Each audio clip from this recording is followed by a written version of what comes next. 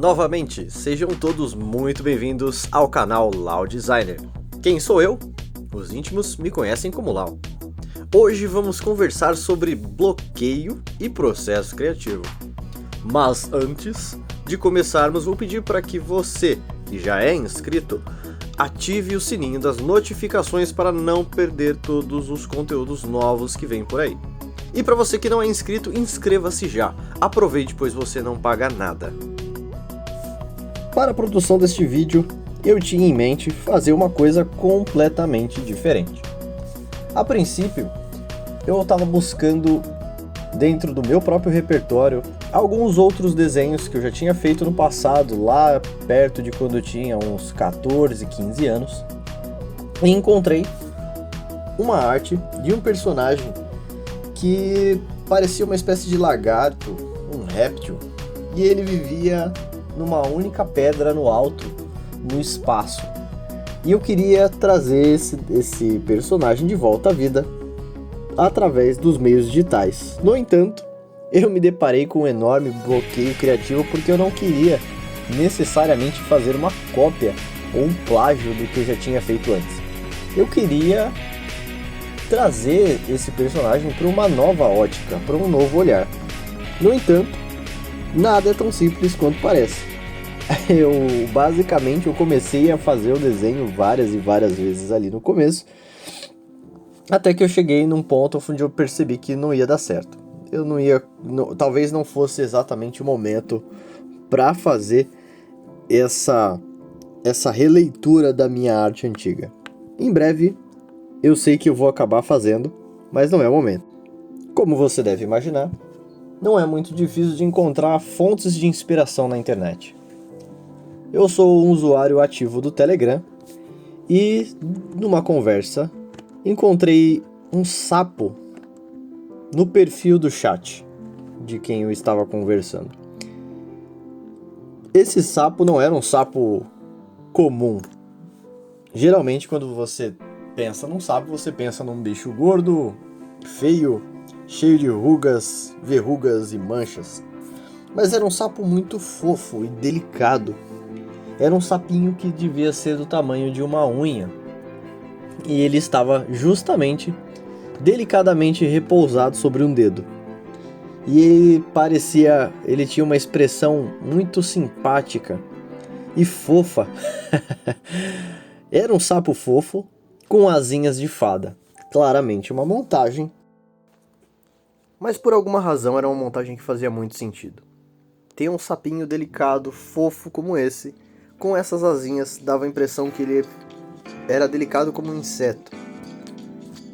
Artes assim que mexem com a gente, que faz a gente pensar e sentir alguma coisa, imaginar como uma criatura pode ser tão pequena, tão simpática e tão bonitinha.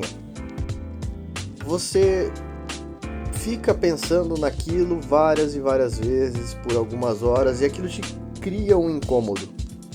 Eu poderia ter simplesmente passado batido, mas achei que durante o meu momento de bloqueio era o meu momento de tentar expressar um pouquinho do que eu vi. Quando finalmente decidi que era o momento de retratar esse sapinho, comecei pelo fundo, imaginando onde será que esse sapinho poderia habitar. Então tentei simular rapidamente uma vegetação, jogando e rabiscando com os brushes de textura um fundo verde com tons ali que talvez simulassem a luz do sol entrando pelas copas das árvores, mas não quis detalhar muito. Preferi deixar um pouquinho mais de foco para o sapinho. Mas durante o processo percebi que existia um conflito de interesse visual, porque o sapo sendo verde e o fundo sendo verde, por mais que ele precise de uma camuflagem, estava rolando uma competição de atenção entre o fundo e o primeiro plano.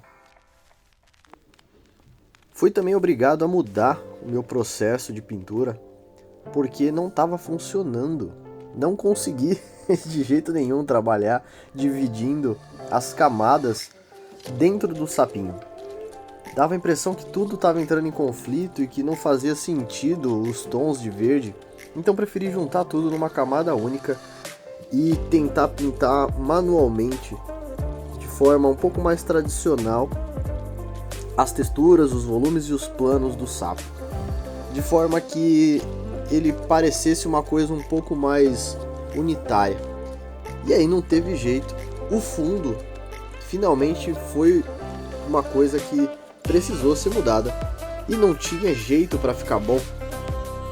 Era necessário mudar tudo, e por mais que eu distorcesse, mudasse os modos de camadas, tons e níveis de cores, dava a impressão que sempre uma coisa não pertencia à outra. Existia um desacordo ali. Mas com muita insistência, às vezes quando a gente para de dar murro em ponta de faca, a gente percebe que é necessário voltar tudo do zero. E não teria como salvar esse fundo. Eu percebi que quanto mais eu mexesse, pior ele ficaria. Eu ia passar muita raiva ali e poderia acabar comprometendo todo o trabalho.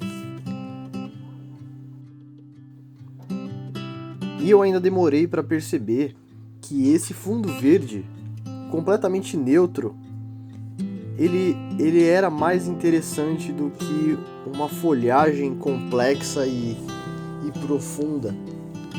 Porque o sapo ele era simples, ele era delicado e eu precisava de pouca coisa para criar a ambiência necessária para ele. E foi então que eu acertei jogando esse efeito de filtro gaussiano, esse desfoque gaussiano, que deu um efeito macro muito legal. Esse ficou como se fosse uma distorção de lente. E aí finalmente eu me senti mais satisfeito para continuar desenhando no sapo e fazer finalmente as asinhas de fada que faziam ele ser tão fofo. E a gente pode refletir bastante a respeito disso, que nem sempre o caminho que a gente quer é o melhor caminho. A arte ela vai se criando e a gente tem que saber deixar ela fluir na direção certa. A gente não pode... Claro, você é o artista e você tem que ter controle daquilo que você faz. Mas é importante você ter a sensibilidade para entender que às vezes a arte pede para ir para uma outra direção e que você tem que saber ouvir, saber parar, voltar atrás e refazer se for necessário.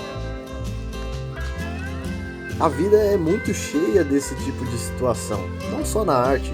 Quantas vezes você deseja um caminho para sua vida e por motivos de força maior você é obrigado a mudar de direção e tem que fazer com que aquele caminho novo se torne o melhor caminho, porque ele é o único que você pôde fazer e traçar para sua vida.